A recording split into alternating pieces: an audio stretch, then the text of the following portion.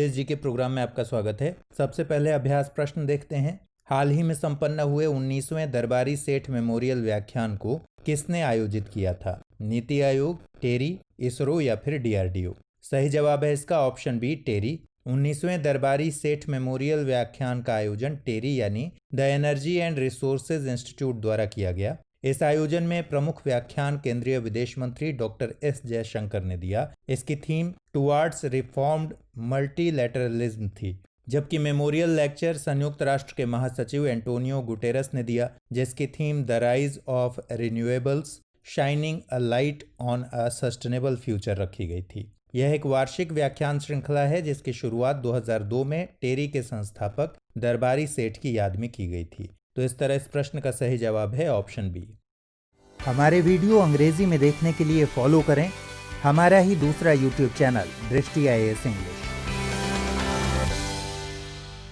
आइए अब आज के सेशन का पहला सवाल लेते हैं। संयुक्त राष्ट्र ने विकलांग लोगों के लिए अपना पहला दिशा निर्देश जारी किया है। यह किससे संबंधित है? सामाजिक न्याय तक पहुंच, उपयुक्त मेडिकल दशाओं तक पहुंच, महामारी के दौरान देखभाल या फिर राज्य सरकारों द्वारा फ्री सेवा देना? सही जवाब है इसका ऑप्शन ए, सामाजिक न्याय तक पहुंच। संयुक्त राष्ट्र ने विकलांग लोगों के लिए सामाजिक न्याय तक पहुंच के विषय पर अपने पहले दिशा निर्देश जारी किए हैं। इनका उद्देश्य दुनिया भर में विकलांग लोगों की न्याय प्रणाली तक पहुंच को आसान बनाना है। इन निर्देशों में कुछ प्रमुख निर्देश इस प्रकार हैं। किसी को भी विकलांगता के आधार पर न्याय तक पहुंच से वंचित न किया जाना, विकलांगों के लिए बिना किसी भेदभाव के न्याय तक समान पहुंच सुनिश्चित करने के लिए सुविधाएं और सेवाएं सार्वभौमिक रूप से सुलभ कराना, विकलांग व्यक्तियों के लिए कानूनी नोटिस और सूचना की जानकारी सही समय पर और सुलभ तरीके से एक्सेस करने का अधिकार होना इत्यादि। इस तरह इस प्रश्न का सही जवाब है ऑप्शन ए।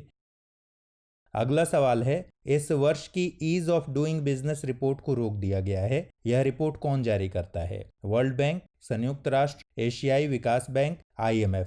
सही जवाब है इसका option A, World Bank. Ease of doing business report World Bank द्वारा जारी की जाती है। इस साल वर्ल्ड बैंक ने इसके पब्लिकेशन को सस्पेंड कर दिया है। इस सस्पेंशन का कारण 2018 और 2020 में डेटा से छेड़छाड़ और रिपोर्ट में की गई अनियमितताओं को बताया गया है। वर्ल्ड बैंक के अनुसार इन अनियमितताओं की जांच की जा रही है और जरूरत पड़ने पर पिछली रैंकिंग्स में भी बदलाव किया जा सकता है। इस तरह इस प्रश्न का सही जवाब है ऑप्शन ए।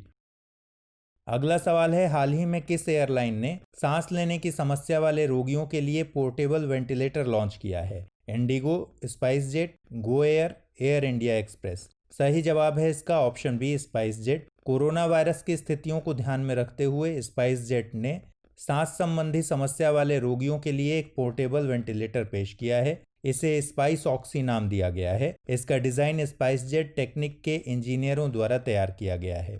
इस हल्के वजन वाले उपकरण का उपयोग घर पर, एम्बुलेंस में, आर्मी बेस कैंप्स में, अस्पतालों में और व्हील चेयर इत्यादि पर किया जा सकता है। तो इस तरह इस प्रश्न का सही जवाब है ऑप्शन बी। अगला सवाल है, निम्नलिखित में से किसने मुंबई इंटरनेशनल एयरपोर्ट चलाने वाली कंपनी में बहुलांश हिस्सेदारी यानी मेजॉरिटी स्टेक हासिल करने के लिए सहमति जताई है? GVK airport holdings private limited, PepsiCo India holdings private limited, Adani enterprises limited या फिर Air India SATS airport service private limited? सही जवाब है इसका option C, Adani enterprises limited ने मुंबई इंटरनेशनल एयरपोर्ट चलाने वाली company GVK airport developers limited ADL में बहुलांश हिस्सेदारी यानी मेजॉरिटी स्टेक हासिल करने के लिए सहमति जताई है। इस समझौते के अनुसार अडानी एयरपोर्ट होल्डिंग्स लिमिटेड के ऋणों का अधिग्रहण करेगा। इस प्रक्रिया के पूरा होने के बाद नवी मुंबई में बनने वाले नए हवाई अड्डे पर भी अडानी समूह का नियंत्रण हो जाएगा। तो इस तरह इस प्रश्न का सही जवाब है ऑप्शन सी।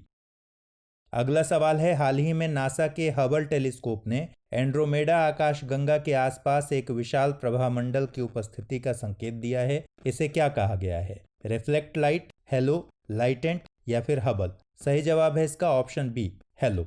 नासा के हबल स्पेस टेलीस्कोप का उपयोग करने वाले वैज्ञानिकों ने एंड्रोमेडा आकाशगंगा के आसपास गैस के विशाल आवरणों का पता लगाया है। इन्हें वैज्ञानिकों द्वारा हेलो कहा जाता है। वैज्ञानिकों के अनुसार डिफ्यूज प्लाज्मा से बना यह प्रभामंडल लगभग अदृश्य है और आकाशगंगा से लगभग 1.3 मिलियन प्रकाश वर्ष तक फैला हुआ है। यह किसी आकाशगंगा के आसपास के प्रभामंडल का सबसे व्यापक अध्ययन है। तो इस तरह इस प्रश्न का सही जवाब है ऑप्शन बी। अगला सवाल है, निम्नलिखित कथनों पर विचार कीजिए। एस्ट्रोजन नामक हार्मोन का संबंध पुरुषों से है, टेस्टोस्टेरोन नामक हार्मोन का संबंध महिलाओं से है। उपरोक्त में से कौन सा या से कथन सही है या है? केवल एक, केवल दो, एक और दो दोनों, न तो एक और नहीं दो। सही जवाब है इसका ऑप्शन डी, न तो एक और नहीं दो। एस्ट्रोजन और टेस्टोस्टेरोन नामक हार्मोन्स का संबंध मनुष्यों में यौवनारंभ से है। मनुष्यों में यह परिवर्तन 10 से 12 साल की आयु के साथ शुरू हो जाता है। जहां पुरुषों में टेस्टोस्टेरोन नामक हार्मोन का सिक्रेशन होता है, वहीं महिलाओं में एस्ट्रोजन नामक हार्मोन का सिक्रेशन होता है। तो इस तरह इस प्रश्न का सही जवाब है ऑप्शन डी। अगला सवाल है, मस्तिष्क उत्तरदायी है सोचने के लिए, हृदय स्पंदन के लिए, शरीर का संतुलन बनाने के लिए, या फिर उपरोक्त सभी? सही जवाब है इसका ऑप्शन डी, उपरोक्त सभी। मस्तिष्क हमें सोचने की अनुमति और सोचने पर आधारित क्रिया करने की अनुमति प्रदान करता है। मानव मस्तिष्क के 3 भाग होते हैं, अग्र मस्तिष्क यानी फोर ब्रेन, मध्य मस्तिष्क यानी मिड ब्रेन और पश्च मस्तिष्क। अग्र मस्तिष्क मस्तिष्क का मुख्य सोचने वाला भाग होता है, वहीं कुछ अनैच्छिक क्रियाओं का नियंत्रण मध्य मस्तिष्क और पश्च मस्तिष्क द्वारा किया जाता है। इन अनैच्छिक क्रियाओं में हृदय स्पंदन, शरीर का संतुलन बनाना इत्यादि शामिल हैं। रक्तदाब, लार आना और उल्टी का आना इत्यादि जैसी अनैच्छिक क्रियाएं पश्च मस्तिष्क में स्थित मेडुला द्वारा नियंत्रित की जाती है। तो इस तरह इस प्रश्न का सही जवाब है ऑप्शन डी। अगला सवाल है, मानव शरीर में नियंत्रण एवं समन्वय का कार्य निम्नलिखित में से कौन करता है? तंत्रिका तंत्र, हार्मोन्स, उपर्युक्त दोनों, या फिर दोनों में से कोई नहीं? सही जवाब है इसका ऑप्शन सी, उपर्युक्त दोनों।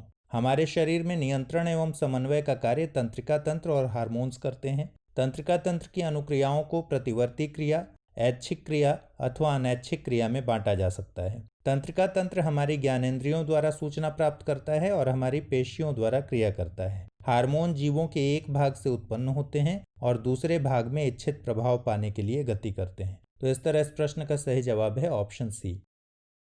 अगला सवाल है, निम्नलिखित में से किस हार्मोन को बनाने के लिए आयोडीन की जरूरत होती है? एड्रेनलिन, ऑक्सिन, थायरॉक्सिन, या फिर जिब्बेरेलिन? सही जवाब है इसका ऑप्शन सी, थायरॉक्सिन हार्मोन को बनाने के लिए आयोडीन की जरूरत होती है। यह कार्य थायराइड ग्लैंड द्वारा किया जाता है। थायरॉक्सिन कार्बोहाइड्रेट, प्रोटीन और वसा के उपापचय का हमारे शरीर में नियंत्रण करता है। यदि हमारे शरीर में आयोडीन की कमी होती है तो हम ग्वाइटर से पीड़ित हो सकते हैं। इस बीमारी में गर्दन में सूजन आ जाती है। तो इस तरह इस प्रश्न का सही जवाब है ऑप्शन सी।